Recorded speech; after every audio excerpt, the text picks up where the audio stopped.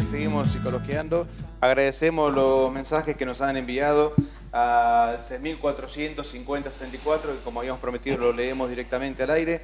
Se comunicó Verónica que dice: yo encuentro en mi trabajo un placer, voy todos los días y me siento gratificada porque encontré que uno no tiene que esperar nada de otro, sino de lo mejor que uno puede dar. Muy bien. También se comunicó Fernando, que nos manda muchos saludos, felicita por el programa y pregunta: ¿de qué manera yo puedo suponer de que me siento bien si para lo único que quiero el trabajo es para ganar plata? Bueno, está bien. Vamos a hablar un poquito de eso, ¿no? Si la única motivación del empleo, lo único que uno tiene que esperar es ganar plata a fin de mes. Si con eso después se sostiene luego una motivación, ¿no? Bueno, también se comunicó Gabriela, que manda saludos. No Gabriela Romero, otra Gabriela. Hay otra.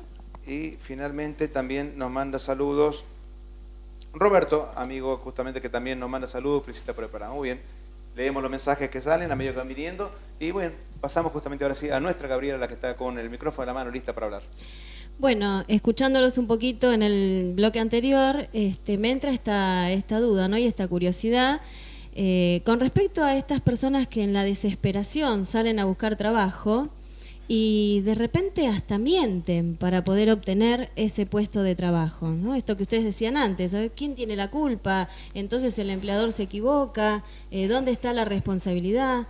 Y a veces también esta cuestión de la necesidad de salir, de buscar un trabajo, de obtener a fin de mes un rédito económico, nos lleva hasta la mentira en algunos casos, ¿no? Entonces le quería preguntar a Claudio ¿qué opina sobre este tema y qué nos puede decir al respecto?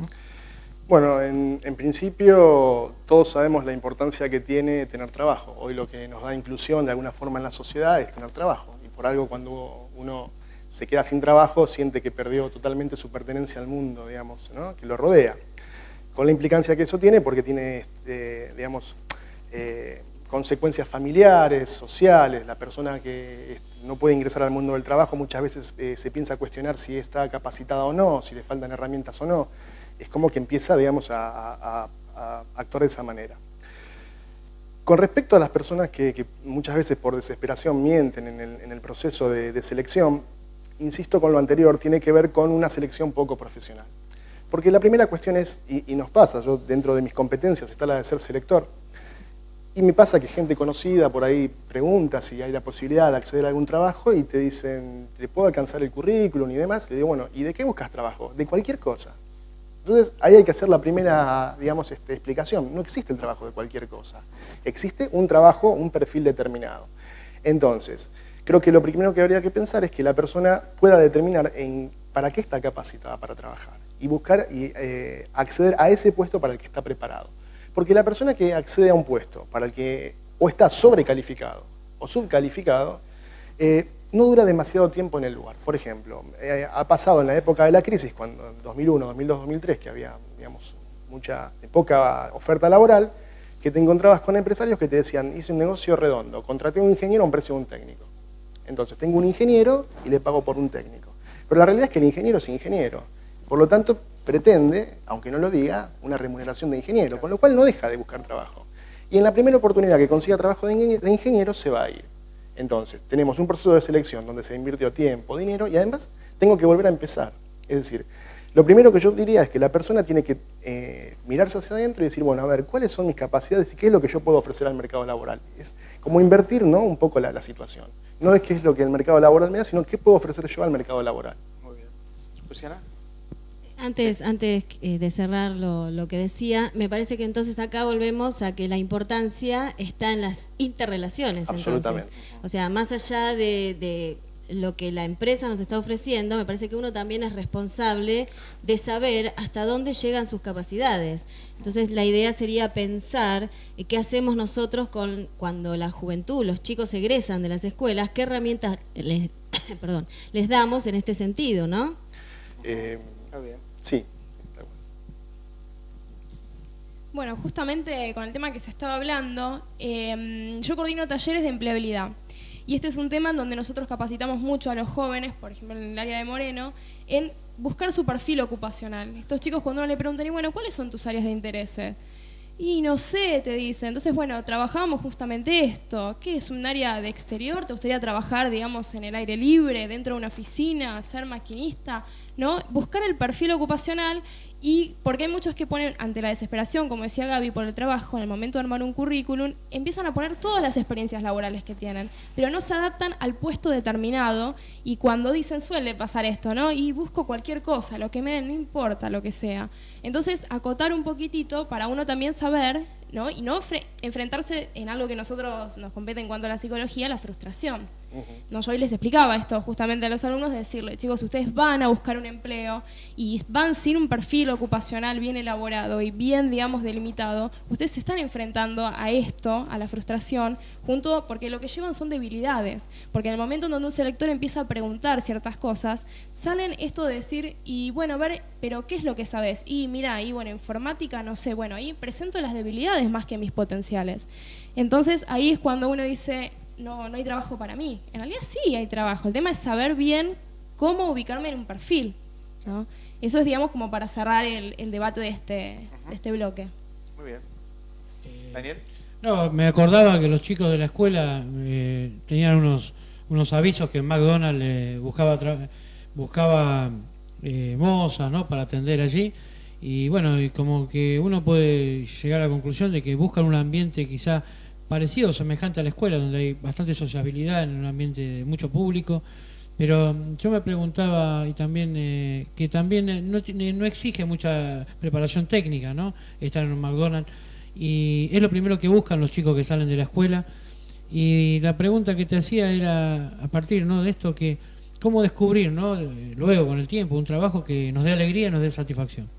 Bueno, voy por partes. En principio, las empresas como McDonald's están orientadas a un público que en general es un público que accede a esos trabajos porque la mayoría sigue estudiando. Entonces tienen tiempos cortos, los horarios de trabajo son cortos y son flexibles y les permiten, está como pensado en este sentido, ¿no? Mi primer trabajo en McDonald's, que me permiten seguir y no cortar con mi carrera o seguir estudiando.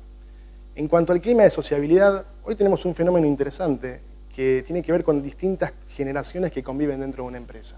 Tenemos personas de 50 años con ciertos valores, de 40 años, de 35 años, y tenemos estos jóvenes, 20 y pico de años, que se han dado a llamar en generación Y, generación NET, generación del Millennium, que han nacido con la informática, son nativos informáticos, que tienen una sociabilidad virtual y una capacidad increíble de hacer muchas cosas a la vez. De hecho, están en la computadora y están con distintas herramientas.